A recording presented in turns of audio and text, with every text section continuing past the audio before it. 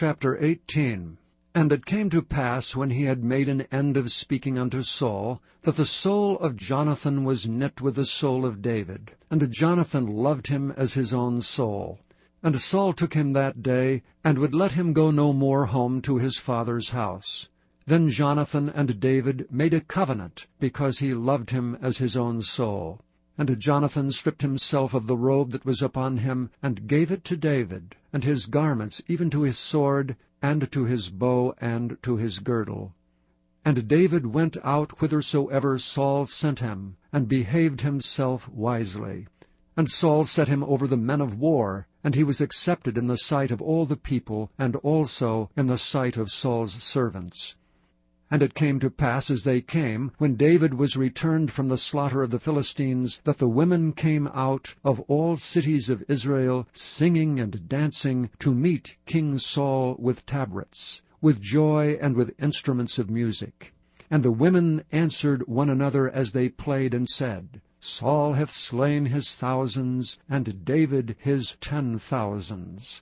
And Saul was very wroth, and the saying displeased him. And he said, They have ascribed unto David 10,000s, and to me they have ascribed but thousands. And what can he have more but the kingdom? And Saul eyed David from that day and forward. And it came to pass on the morrow, that the evil spirit from God came upon Saul, and he prophesied in the midst of the house, and David played with his hand as at other times, and there was a javelin in Saul's hand. And Saul cast the javelin, for he said, I will smite David even to the wall with it. And David avoided out of his presence twice. And Saul was afraid of David, because the Lord was with him, and he was departed from Saul. Therefore Saul removed him from him, and made him his captain over 1,000. And he went out and came in before the people.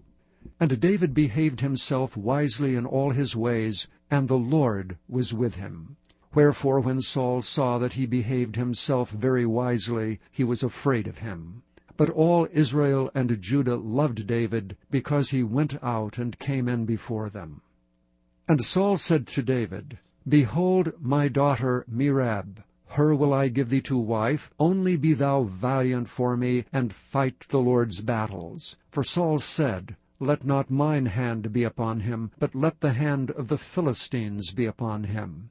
And David said unto Saul, Who am I? And what is my life, or my father's family in Israel, that I should be son-in-law to the king?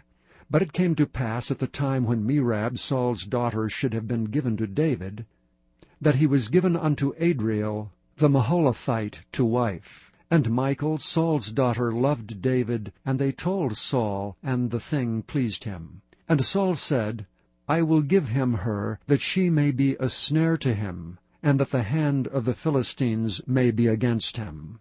Wherefore Saul said to David, Thou shalt this day be my son-in-law, in the one of the twain. And Saul commanded his servants, saying, Commune with David secretly, and say, Behold, the king hath delight in thee, and all his servants love thee. Now therefore be the king's son-in-law.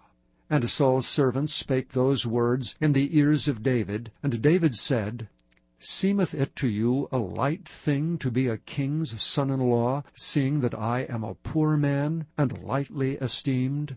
And the servants of Saul told him, saying, On this manner spake David. And Saul said, Thus shall ye say to David, The king desireth not any dowry, but 100 foreskins of the Philistines, to be avenged of the king's enemies.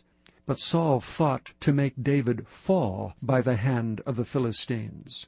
And when his servants told David these words, it pleased David well to be the king's son-in-law, and the days were not expired. Wherefore David arose and went, he and his men, and slew of the Philistines 200 men. And David brought their foreskins, and they gave them in full tale to the king, that he might be the king's son-in-law. And David gave him Michal his daughter to wife. And Saul saw and knew that the Lord was with David, and that Michal, Saul's daughter, loved him.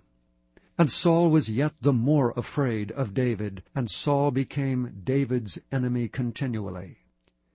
Then the princes of the Philistines went forth, and it came to pass, after they went forth, that David behaved himself more wisely than all the servants of Saul, so that his name was much set by.